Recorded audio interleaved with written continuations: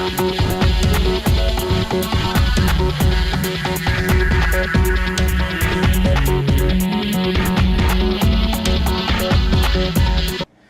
everybody, it's Jeff, and of course with me as always is Jordan. He's finally taken the step to get that sex change operation, and we just want to say here at All Us Geeks that we want to support him, I mean her. I'm still getting used to it myself. It's a little disturbing. No, actually we have Megan with us today. You've heard her at least on one podcast. You might hear coming up here soon as well. But we've got a couple games that we're going to look at today, so we're going to do a couple videos today. But they're more in the realm of a casual gamer games, so we thought we'd get the opinion of a casual gamer. So what do you think? You ready to show our wonderful audience here how to play this game? I guess. All right, so we're going to first take a look at Zooligans. This is a card game about creating zoo exhibits in your zoo. It plays, let's see, it says 1 to 6 players on the side here in 30 minutes. 10, 20 minutes, I'd say, when you say. Yeah, overall, for a probably yeah. 15, 20 minutes. It may go a half hour with more people, but still not too bad. Let's see, Gregory Hingle and Dustin Oakley are the creators, and this is actually on Kickstarter right now. So we're going to show you how to play it. Okay, so for Zooligans, I thought I'd show you some of the cards that we're going to be dealing with first. So you've got 1, 2, 3, 4, 5 different little decks. Some of these will get used throughout the game. Some of them you're only going to take a couple, or you'll take as many as the number of players you have, and then you won't have them for the rest of the game. So for instance, this guy here, the Zoo bonus deck, is basically you're gonna shuffle these up and draw 2 and use them throughout the game, and then the rest of the deck will not be used for the game. So these are things that can be traded back and forth until the game ends, and can potentially give you extra points at the end of the game. So for instance, this first one here I got on top, that is the Zoo bonus for largest exhibit. So whoever has the exhibit with the most animals in it would get that one, and if somebody else suddenly gets a larger exhibit, it would trade to them. Here's most exhibits, worldwide diversity, so having animals from all over the world, most valuable exhibit, most endangered animals, and largest zoo. So again, you'll basically shuffle these up, and 2 of them will be used in the game. And then we have the continent deck here. This is another one that you're going to basically shuffle up, and everybody playing will get 1. And this is kept secret till the end of the game. And basically it just gives you a continent that you can potentially try to focus on for animals. And for everyone, for instance here, we've got Australian animals, and for each animal from Australia in a completed exhibit, you get 1 more visitor, which is basically victory points in this game. So this, nobody knows which continent you have until the end of the game, and then when you go to scoring, you basically reveal what continent you were looking at, and then score points for that. Again, everybody playing will get 1, the rest of them will go aside. So that's that deck. So now we're left with the 3 decks that are actually used throughout the game. So the auction deck. We have an auction deck here. Pretty small deck. Basically every round an auction is going to happen. And these are just worldwide animals of varying types that you can bid on to add to your hand to potentially put in your zoo and eventually add to exhibits. And we'll be looking at that a little bit as we play the game. And then we also have exhibit goals. Now exhibit goals are basically, this is how you're going to build exhibits in your zoo. So 3 of these will be flipped at any given time. If somebody can score one when we put animals down or create an exhibit, they will pull it, put the animals in the exhibit. For instance, this guy here is Sharks and Rays. So for every, as soon as somebody has 2 or more sharks and rays, they can collect this and start a sharks and ray exhibit. And then there are many different ones here as we go along. Let's see, let's look at, here's one. If you collect 3 or more venomous animals, you can make a venomous animals exhibit. And then at the top it shows you how many visitors you get because of this exhibit, which again is victory points for this game. So you'll have 3 of these up. Every time one scores, another one will flip. And as soon as one can be scored, including the one just flipped over, if somebody can score that one right away, they'll score it. Or they'll create the exhibit, I guess I should say. And then we have your main deck here, your thicker deck. This is the one that you're playing off of. This is basically full of animals.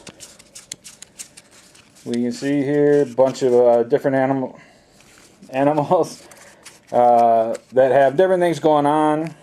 You've got obviously the name of your animal, the money value of the animal, which we'll get into when we start playing the game.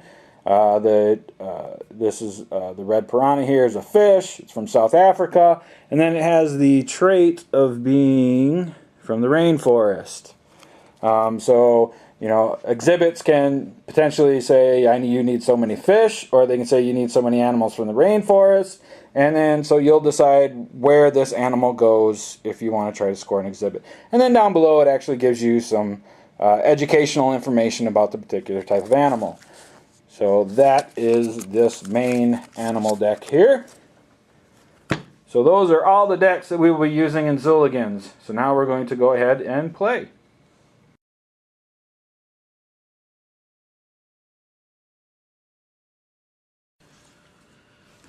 Okay, so we're just about done with setup here. So what we've done is, like we said when we were looking at the cards, we've each got a continent card that the other person doesn't know about, which continent they're looking at.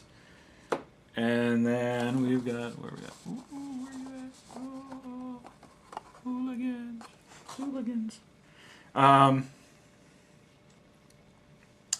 then we're going to use, out of the zoo bonus deck, we've got 2 bonuses. And these are known, so we are looking at largest zoo. So count the number of animals in completed exhibits in each player's zoo. Give this card to the player with the highest total. Now again, these can transfer back and forth as the game goes on. And then we have a zoo bonus of most endangered animals. Give this card to the player who has the most endangered animals in their completed exhibits. And completed exhibits is the key word there, which we'll talk about in a second. And then each player starts with 3 cards in their hand. And then we have 3 exhibits that are out right now that we can attempt to score. So I'm going to put the zoo bonuses off to the side here for right now. We've got birds of prey. So anybody, as soon as somebody gets 2+ birds of prey, they can score this one and it'll earn them 4 visitors. Again, in this game, at the end of the game, you're totaling up the number of visitors that you've gotten to your zoo, and that's your victory condition. Over here we've got fish, just 4 of any type of fish. And then we have the mammals exhibit, which is 4 of any type of mammal you can put into that one. And then we have the ones that we're not aware of yet, so as one scores, another one will flip, and then we've got our auction deck sitting over here. So what you're going to be able to do on your turn is first we do an auction.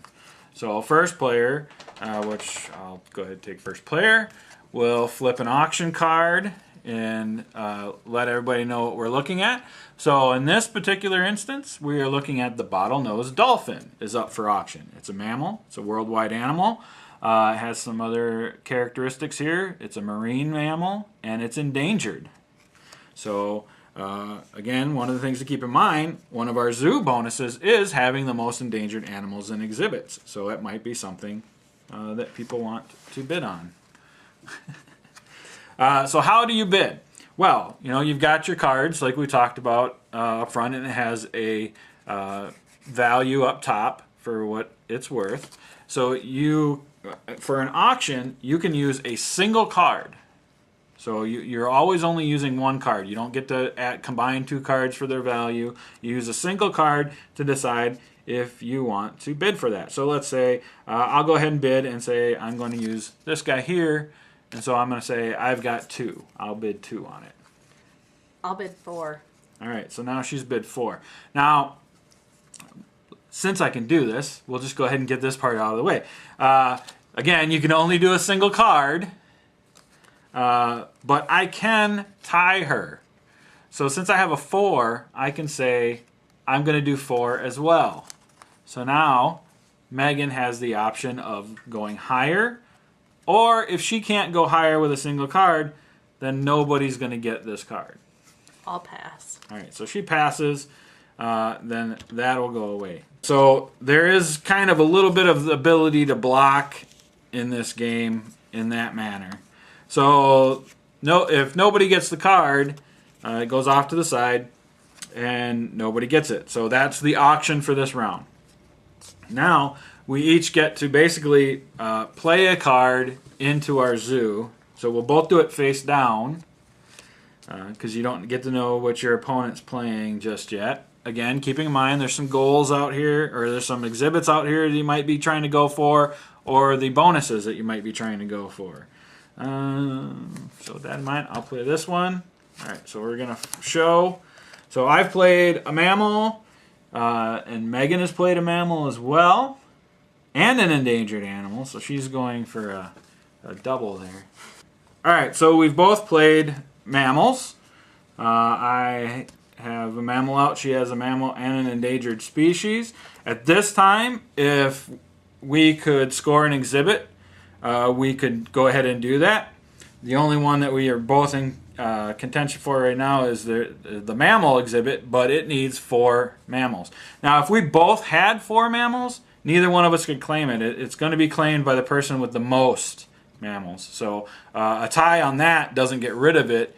It just leaves it out there until somebody can take it with more mammals.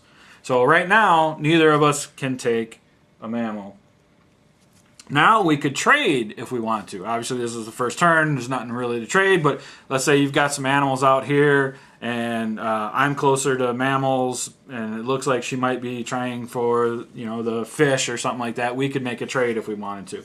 You can only trade animals that are in your zoo, so not out of your hand, and they can't be in an exhibit already. So we'll play until at least we get 1 or 2 exhibits, and then we'll end up going on to final thoughts. All right, so now we've decided. You want to trade? No, thank you. Want to trade my mammal for your mammal? No. No? All right.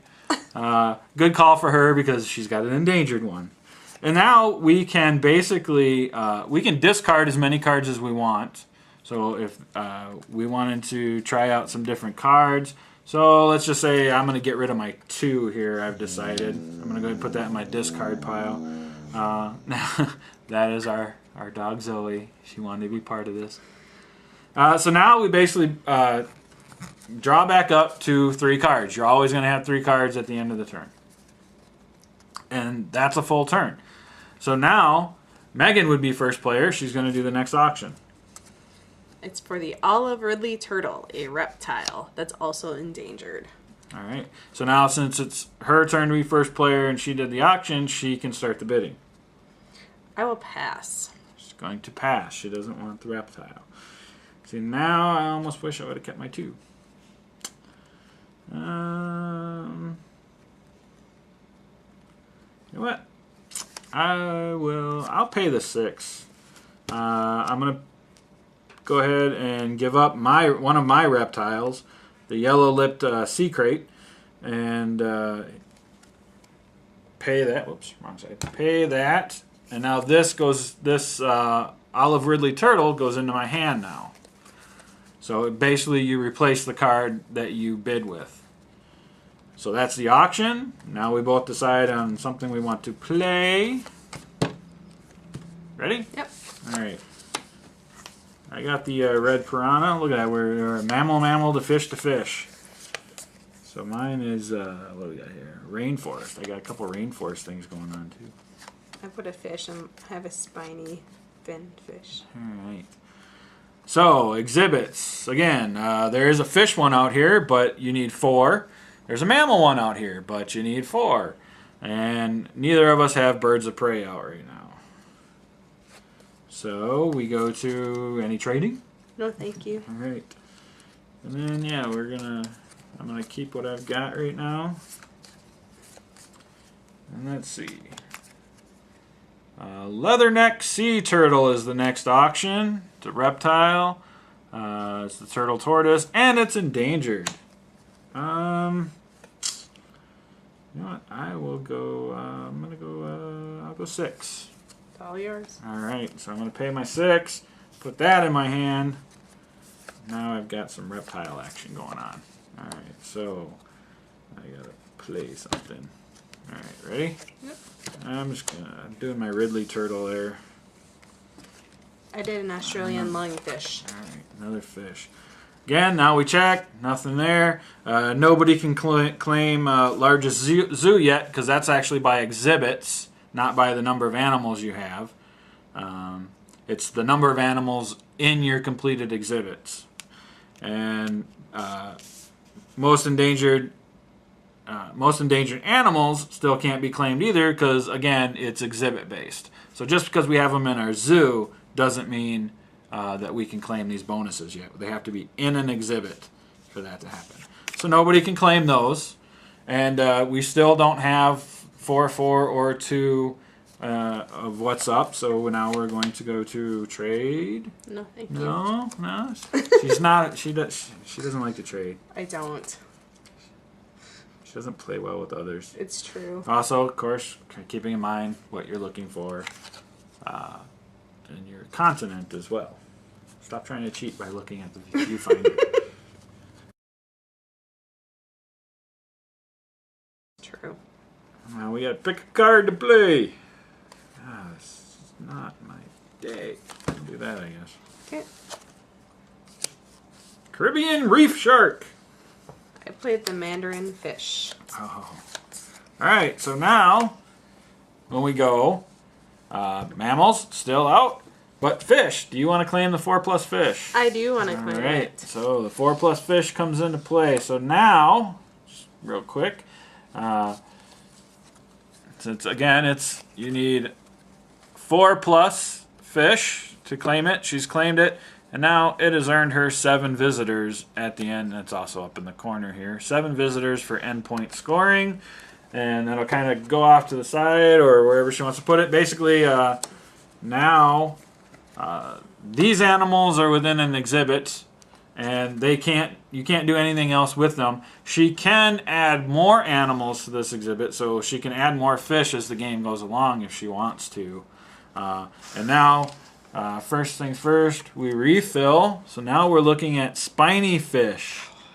We need spiny finned fish. So not just fish, but a specific type of fish. We need 3 of them, and it'll get you 6 visitors. Now, unfortunately, I do not have any, and she just used up some that she had. But if somebody had those, they could score it right now. They could claim that exhibit right now. But now we go over here. You have some endangered species in that exhibit? Why, yes, you do. So now she's claimed that zoo bonus for now. And she currently has the largest zoo because she's the only one with an exhibit. So she's got both of those bonuses for now. Again, every time we do exhibits, though, and once we're done scoring exhibits or claiming exhibits, we reevaluate who gets those bonuses until the game ends. And basically, that's how you play the game. How does the game end? The game ends when you get through the entire auction deck. I'm sorry. No, auction deck. Let me finish what I'm doing. The game ends when you get through the entire auction deck, which there are 12 cards in the auction deck. So at max, you're going to go 12 rounds. The other way the game can end is if all of the exhibits are claimed, and there are 12 of those as well. But obviously, as you've seen, sometimes it can take a little bit longer to get that way, especially right at the beginning of the game. You're not going to be claiming as many of those because you're only putting out 1 card at a time. So normally, or typically what we found is it's actually through the auction deck. You play through the auction deck, And basically you add you play through, you add any cards you can to any exhibits you want. All the rest of your cards go away, and then you're going to count up your exhibit points, so the number of visitors you got for exhibits, and then you're going to count the bonuses, whoever has the bonuses, and then that's when your continent is going to come into play. So I had the African animals, so if I had any exhibits with African animals in it, I would get 1 point per for that. And then whoever has the most visitors to their zoo wins. And that is Zooligans. Let's keep playing. Okay, Zooligans. Let's go ahead and give our final thoughts on Zooligans. So, the zoo exhibit collecting card game. What'd you think? I like it. I think there's a few adjustments that need to be made with the rules just to make it, I feel like, more active. I feel like the first 6 rounds are just, you're trying to still figure out what you're going to do, and you don't have time to play enough cards to build the exhibits. So I think it could be easily fixed by, one, putting more exhibits out right away, and getting maybe an additional animal in your hand at the beginning. But that's for a 2-player game too. Yeah, we've been playing too. But again, when you're playing, even if you're going to have more players, you're really kind of focused on your own zoo. Yeah. I mean, so it's not like adding more players is going to get you more cards in front of you earlier. But the one thing, I mean, in the back, and again, we want to point out this is on Kickstarter right now, so it's not final product. Not sure what changes may or may not be made. But in the rules that come with it, they did ask, they do say go ahead and look at house rules that you enjoy and let them know what house rules that you might be looking at and enjoy. So, a couple things, like Megan said, that we've kind of thought of. Maybe an extra card. I mean, there's a lot of ways you can customize this game. Maybe a couple extra cards in your hand up front so you have a little bit more option. A few more cards in the auction deck, and maybe having more auctions, have more cards come out. Being able to play multiple cards every into your zoo, especially if you do have the extra cards in your hand. Another one I thought of is potentially every time you score an exhibit, maybe you have the bonus of being able to play one more card into your into your zoo. But again, that could potentially set up a little bit of a goofy chain as well. So, I mean, these are all things that need to be looked at. This is just off the top of our head, but there are lots of ways that the game can be played with a little bit, I think. And one thing I think I noticed the 3rd or 4th time we played is the switching out the cards you really don't need. I think you go a little bit quicker on establishing your exhibits by switching those out. And the first time we played it, I was pretty adamant about not keeping the cards I had, and that just was silly when there's only 12 rounds in the game. Yeah, it's kind of hard to... Yeah, that's the thing. It's at max, it's going to be 12 rounds. So really, you got to be kind of tight. Even though this is a very casual game, I think it'll be great for kids and everything else, and a good game for casual game players. That's one of the reasons why we have Megan on here, because she's more of a casual player, so I wanted to know her opinions on this. But even as a casual game, again, max you're going to go is 12 rounds. The max you're going to go is those 12 auction rounds. So you don't have a lot of time to really build up, ramp up, or plan out a lot. So you really need to, early on if you can, look at the 3 exhibits that get put out right away and decide if you can focus in on one of those from the 3 cards that you've got in your hand right away. And again, that's one of those things I think to what Megan's talking about is having maybe that 4th card in your hand or something, because that deck you don't really go through as much. You might obviously with more players, but that deck also reshuffles if you run out of cards. So I mean, it's kind of an endless resource there versus say your auction deck, which is an end game, and your exhibit deck, which is an end game. So yeah, there's a lot of room for house rules, and we're talking about a lot of things that could potentially change. But as is, out of the box, with the rules that are in here, I think it's a pretty solid game. Is it a hardcore gamers game? No, not really. If you have those anywhere from casual to medium heavy players that don't mind playing various games across the board. Has a spot. Can be a decent filler game because again it goes really quick. So it's a good filler game between games as well. But it's not a game that your hardcore gamers are going to sit down and say that this will be a focal point on a game night or something like that. But friends, family, casual gamers, filler game between games, I think it's solid. It's got a lot going for it. I think, especially the family, I think I could easily take this home to my family, which are not gamers at all, and we could easily pick this up, especially even younger kids. I think you're looking at like 10, even 8 to 12-year-old kids, I think would enjoy this game.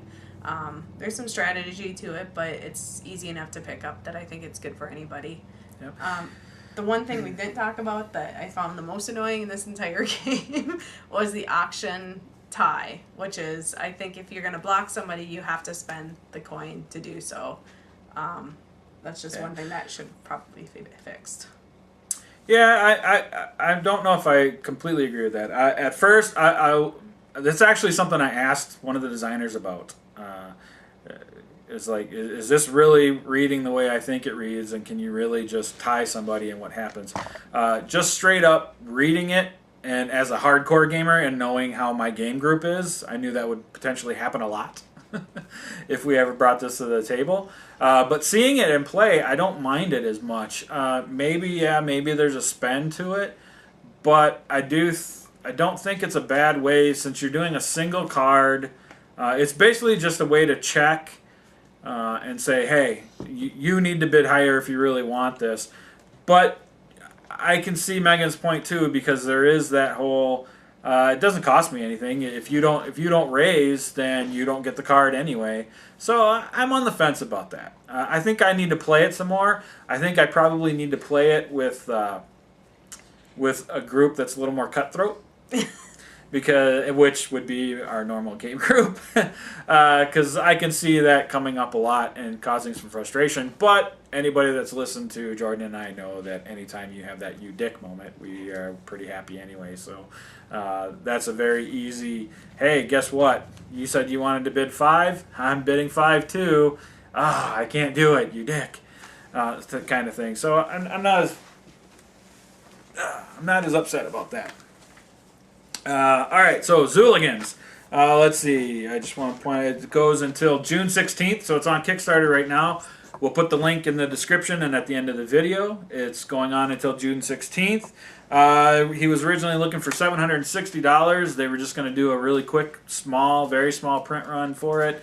They're currently at $2,589 as of right before we recorded this, so it is going to get made, and it's definitely worth checking out. Zooligans.